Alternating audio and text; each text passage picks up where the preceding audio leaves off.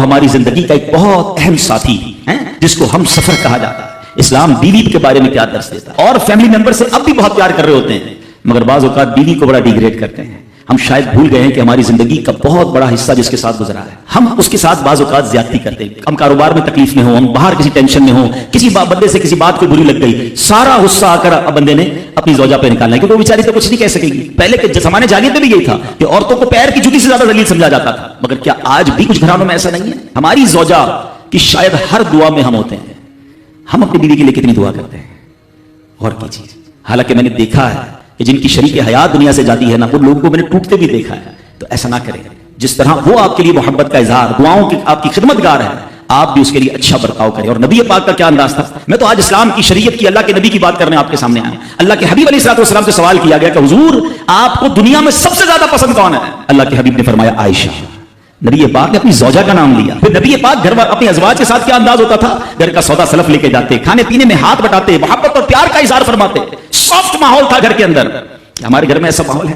اسلام سے پہلے مال کے لیے جانوروں اور دوسرے ساز و سامان کے ساتھ ساتھ بیوی کو بھی رہن رکھوا دیا جاتا تھا۔ جیسے پیسے کوئی رہن رکھواتا تھا نا، بیوی بھی ایک مال کی طرح تھی، لوگ گروی رکھوا دیتے تھے اپنی بیوی کو۔ یہ اسلام سے پہلے عورتوں کا حال تھا، بیویوں کا حال تھا۔ اللہ اکبر، اسلام نے نکاح کے ذریعے عورت کو مرد کے آدھے ایمان کا محافظ قرار دے دیا۔ قرآن کہتا ہے وعاشروہن بالمعروف، ان سے اچھا برتاؤ کرو۔ اسلام نے بیویوں کے ساتھ اچھا برتاؤ کرنے والے کو سب سے بہترین قرار دیا۔ حضرت امام حسن بصری رحمۃ اللہ علیہ، بہت بڑے بزرگ، ایک شخص آیا آ کر کہتا ہوں بارش نہیں ہو رہی ہے، قحط کی پوزیشن آ گئی ہے، بارش نہیں ہو رہی، دعا فرمائے، وظیفہ عطا فرمائے۔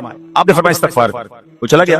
اچھا ایک بزرگ بیٹھے تھے ان کے پاس، حضرت ربیع بن صبیح رحمۃ اللہ، وہ دیکھ رہے تھے۔ دوسرا بندہ آیا، کہتا حضور تنگ دستی ہے، کاروبار میں ڈاؤن ہے، رزق میں تنگی ہے۔ آپ نے فرمایا استغفار کرو۔ تیسرا شخص آیا، کہتا حضور اولاد نہیں ہو رہی ہے، حصول اولاد کے لیے وظیفہ لینا ہے، فرمایا استغفار کرو۔ چوتھا بندہ آیا، وہ کہتا ہے کہ حضور میرے باغ میں فصلوں میں پیداوار کی کمی ہے، فرمایا استغفار کرو۔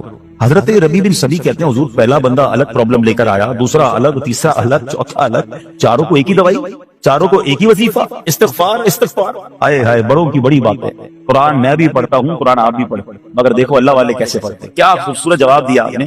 آپ فرماتے ہیں سورہ نوح پارہ 29 آیت نمبر 10 سے 12 کی آپ نے تلاوت فرمائی۔ اب قرآن سنیے گا، بسم اللہ الرحمن الرحیم، استغفروا ربکم انہ کان غفارا یرسل السماء علیکم مدرارا ویمددکم باموال وبنین ویجعل لکم جنات ویجعل لکم انہارا۔ سبحان اللہ، ذرا سنیے گا، اپنے رب سے معافی مانگو۔ استغفروا ربکم انہ کان غفارا، بے شک وہ بڑا معاف کرنے والا ہے۔ آپ میں دے گا، عطا کیا فرمائے گا؟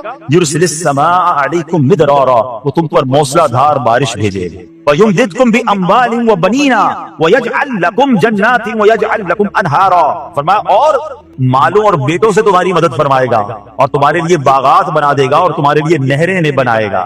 باغات بھی بڑھ رہے ہیں، اولاد بھی عطا ہو رہی ہے، مال بھی بڑھ رہا ہے، بارش بھی ہو رہی ہے۔ اس چیز سے، استغفار سے۔ تو استغفار یہ آپ کے بہت سارے پرابلمز کا حل ہے، مسائل کا حل ہے۔ بس اپنی زبان استغفار سے تر رکھیں۔ اچھا پھر اس میں تھوڑی سی شرمندگی ہے، ایسا نہیں کہ استغفار بھی ہو رہا ہے اور دماغ کہیں اور ہے، مسکرا بھی رہے ہیں، ہنس بھی رہے ہیں اور استغفر اللہ، کسی سے معافی مانگتے ہوئے ہنستا ہے کیا بندہ؟ استغفر اللہ ربی من کل ذنب واتوب الیہ، یا اللہ میں اپنے سارے گناہوں سے تجھ سے معافی مانگ رہا ہوں۔ بہت سارے استغفار کے سیکھے ہیں، استغفر اللہ العظیم من کل ذنب عظیم، اے اللہ میں تجھ سے استغفار کرتا ہوں، وہ رب جو بہت عظیم ہے، اپنے سارے بڑے گناہوں سے میں استغفار کرتا ہوں۔ الگ الگ سیغوں سے اللہ کی بارگاہ میں استغفار کریں، ہو سکے تو کبھی گناہ یاد آئیں تو آنسو بھی بہ رہے ہوں، مگر یہ استغفار اللہ کو بڑا پسند ہے، معافی رب کو بہت پسند ہے۔ ابو اللیث سمرقندی رحمۃ اللہ تعالی لکھتے ہیں پچھلی قوموں میں ایک شخص تھا، اس نے بہت گناہ کیے تھے۔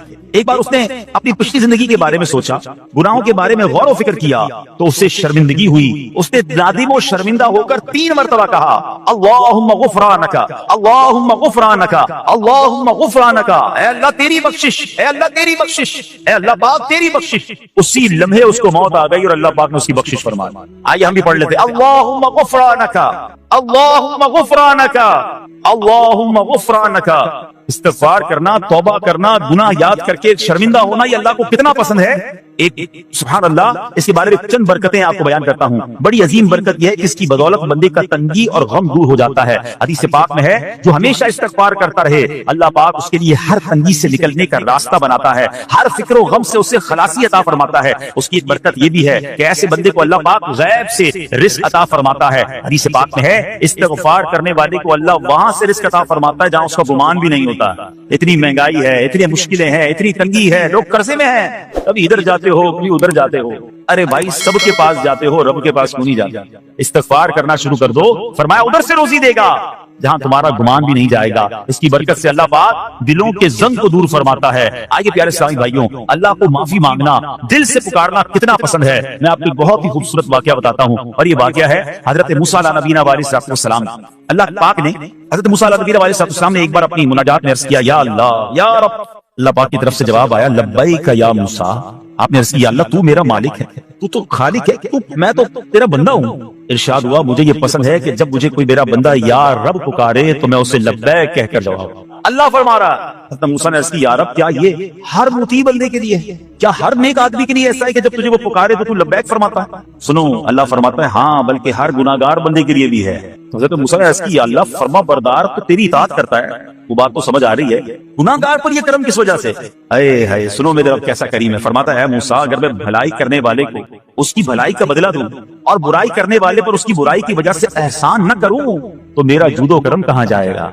اللہ فرماتا ہے میرا پھر کرم میری رحمت کس لیے ہے؟ برائی کرنے والا بھی گناہ کرنے والا بھی مجھے پکارتا ہے, میں اسے بھی لبیک کہہ کر جواب دیتا ہوں. حضرت موسیٰ علیہ نبینا علیہ السلام کو ایک بار وحی نازل ہوئی کہ اے موسیٰ فلاں علاقے میں جاؤ, ہمارا ایک نیک بندہ کا انتقال ہو گیا ہے, جا کے اس کو غسل دو, اس کو کفن دو اور اس کا جنازہ. حضرت موسیٰ وہاں پہنچ گئے اور جب وہاں جا کر آپ نے لوگوں سے کہا کہ مجھے فلاں بندے کے پاس لے جاؤ جس کا انتقال ہوا ہے, مجھے غسل دینا ہے, کفن پڑھنا ہے, جنازہ پڑھنا ہے. لوگوں نے کہا حضرت یہ تو زمانے کا گناہگار بڑا بےہودہ بڑا بدکار شخص تھا, آپ کو رب کا حکم تھا, آپ نے غسل بھی دیا, کفن بھی پہنایا, جنازہ بھی پڑھا, پھر رب کی بارگاہ میں عرض کی مولا بندے تو یہ کہہ رہے ہیں یہ تو بہت برا آدمی تھا, تو نے مجھے بھیجا اور فرمایا تیرا پیارا بندہ, میں نے جنازہ بھی پڑھ دیا, غسل اور کفن بھی دیا. پھر آپ سوچیں کہ کسی کا جنازہ حضرت موسیٰ پڑھ دیں تو اس کی تو بخشش کا تو کوئی مسئلہ ہی کوئی نہیں نا, وہ تو اللہ کے نبی جس کا جنازہ پڑھے غسل دے تو یا اللہ تو نے ایسا انتظام فرما دیا.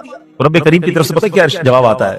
اللہ فرماتا ہے اے موسیٰ بندے سچ کہتے ہیں, یہ بندہ واقعی بڑا گناہگار تھا. جو علاقے والے شہر کے لوگ کہہ رہے ہیں نا ٹھیک کہہ رہے ہیں, یہ بندہ تھا ہی ایسا. اللہ جب اتنا گناہگار تو اتنی بڑی مہربانی کس وجہ سے؟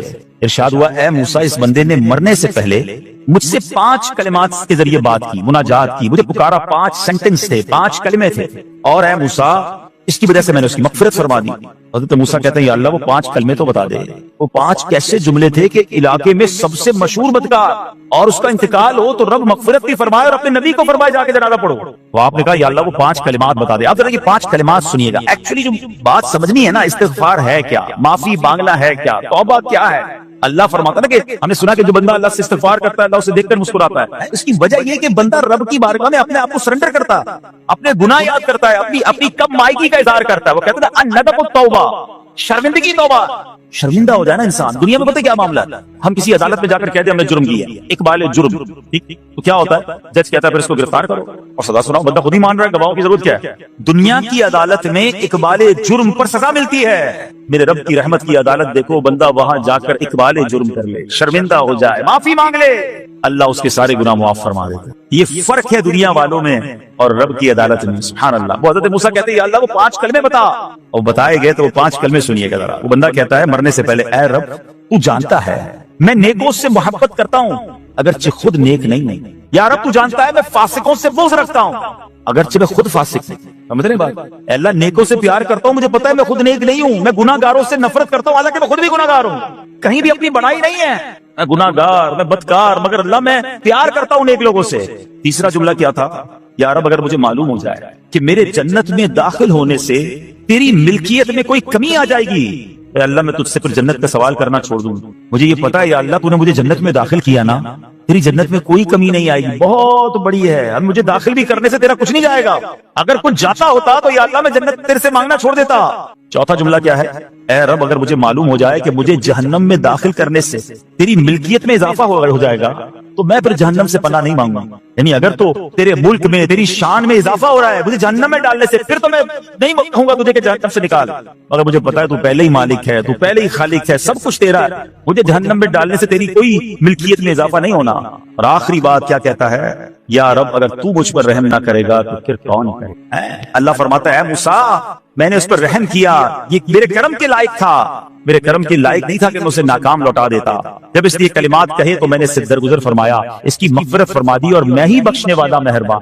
तो है मेरे प्यारे इस्लामी भाइयों, आज वो काम सीख के जाना है, समझ के जाना है, जिसको जो बंदा करता है तो रब की रहमत गोया मुस्कुराती है। वो ये है कि अल्लाह से माफी मांगते हैं, इस्तिग़फ़ार करते रहें, अल्लाह को राजी करने की कोशिश करते रहें, अपने गुनाहों पर नदामत रखें।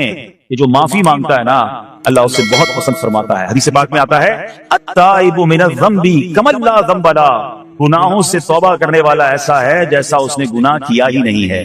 अच्छा, अब एक और बहुत प्यारा अमल जिसको देखकर अल्लाह मुस्कुराता है, वही मैंने तफसीर बताई कि अल्लाह की रहमत राजी हो जाती है और अल्लाह की रहमत बरसती है, रब राजी हो जाता है।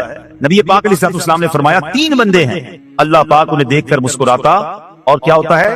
फरमाया और बहुत खुश होता है। अब वो 3 बंदे कौन से हैं? चेक करने उनमें हैं कि नहीं। फरमाया नंबर 1, वो बंदा जो रात को उठे, बिस्तर छोड़े, अच्छी तरह वुजू करे, फिर नमाज पढ़ने खड़ा हो जाए, उसे देखकर अल्लाह पाक फरिश्तों से फरमाता है, ऐ फरिश्तों बताओ मेरे बंदे को नेकी पर किसने उकसाया है? फरिश्ते अर्ज करते हैं, मौला तू बेहतर जानता है। अल्लाह पाक फरमाता है, हाँ मैं जानता हूं, मगर तुम मुझे बताओ। फरिश्ते अर्ज करते हैं, ऐ मालिक करीम, तूने इसे एक चीज यानी जहन्नम का खौफ दिया है, ये उससे डरता है। अल्लाह तूने इसे उसको एक चीज जन्नत की उम्मीद दिलाई है, ये उसकी उम्मीद रखता है। अल्लाह यही खौफ और उम्मीद है जिसने इसे रात की नींद कुर्बान करके तेरे हुजूर खड़े होने पर उभारा है। अब अल्लाह पाक फरमाता है, ऐ फरिश्तों गवाह हो जाओ कि जिस चीज से डरता है यानी जहन्नम से डरता है, मैंने अपने इस बंदे को उससे अमन बख्शा, और जिसकी उम्मीद रखता है यानी जन्नत की, मैंने जन्नत इस पर वाजिब कर दी। रात उठकर जब दुनिया सोई हो, बंदा उठकर तहज्जुद की नमाज अदा करे, अल्लाह की बारगाह में आंसू बहाए, अल्लाह फरिश्तों के सामने गोया फखर फरमाता। दूसरे नंबर पर सुनो, फरमा दूसरा वो शख्स जो हक व बातिल की लड़ाई में शरीक हुआ, साबित कदम रहा, यहां तक कि शहीद हो गया, या अल्लाह पाक ने उसे फतह अता फरमाई। अल्लाह उस बंदे को देखकर भी मुस्कुराता है। जिहाद करने वाले मुजाहिदीन या तो शहीद हो जाए या गाजी होकर लौटे अल्लाह की रिजा के लिए, अल्लाह की रहमत उन पर भी छमाछम बरसती है। और तीसरे नंबर पर फरमाया, तीसरा वो बंदा जो रात को सफर करता है, यहाँ तक कि रात के आखिरी हिस्से में जब कहीं ठहरता है तो उसके साथ वाले सो जाते हैं, मगर वो खड़ा होकर नमाज पढ़ने लगता है, उस बंदे को देखकर भी अल्लाह पाक मुस्कुराता है। इज्तिमाई इबादत के बड़े फायदे हैं, इज्तिमा में आना, महफिल में आना, दुआ में शिरकत करना, बहुत अच्छी बात, मगर अपनी आदत ऐसे भी बनाएं कि कुछ इबादतें ऐसी करें कि मैं जानूं और रब। ये जो रात उठकर दुआ का लुत्फ है, रात उठकर जो नमाज पढ़ने का लुत्फ है, जब सारी दुनिया सो रही है और बंदा अपने रब की बारगाह में हाजिर है। उलमा कहते हैं दिन के नवाफिल के मुकाबले में रात के नवाफिल अफजल है, क्योंकि रात सुकून होता है, रात रिक्कत कल्बी मिलती है, अल्लाह रहमत इलाही छमाछम बरसती है। हमें क्या करना है कि रात तहज्जुद की नमाज की आदत डाले। रमजान में बन गई थी ना, सारी के लिए उठते थे तो लोग तहज्जुद पढ़ते थे, अल्लाह करे कि ये आदत बन जाए। कभी कभी, अगर हर रोज नहीं हो सकता, कम से कम कभी कभी करें। अच्छा, अगर ऐसी कोई इबादत हो भी जाए ना, फिर सबको बताए ना कि रात उठा था तो जनाब दुआएं भी की तो आंसू भी बहाए। नहीं, कभी कभी ऐसा किया करो कि मैं जानूं और रब जाने, अल्लाह से बातें किया। मैं आपको सही बताऊं, आप मुझे एक बात बताएं, ये तो आपने सुन भी लिया कि अल्लाह की रहमत किस कदर बरसती है उस पर। जिंदगी में भी जब कभी हम परेशान हो और रात नींद ना आए, कभी कभी ऐसा होता है परेशानी में नींद नहीं आती, करवटें बदल रहा होता इंसान, और उस करवट बदलते बदलते में आपकी जब वालिदा हयात होगी, या माशाल्लाह जिनके पास माँ मौजूद है, माँ जैसी हस्ती कहाँ मिलती है? एक बार और सुन लो, दुनिया की बहुत सारी चीजें मेरे और आपके पास हैं जो रिप्लेसेबल है, जो बदली जा सकती हैं। मोबाइल फोन लेते हैं, बड़ी खुशी से लेते हैं, मगर नया मॉडल आता है तो लोग बदल देते हैं। सवारी लेते हैं, बड़ी खुशी होती है, मगर जब नई सवारी आती है तो रिप्लेस बदल देते हैं। मॉडल नया आ गया भाई, अब वो पुरानी लगती है। मगर याद रखो, माँ बाप चले जाए ना, उसके बाद माँ बाप दोबारा नहीं गई, उनका कोई नया वर्जन या नया मॉडल नहीं है।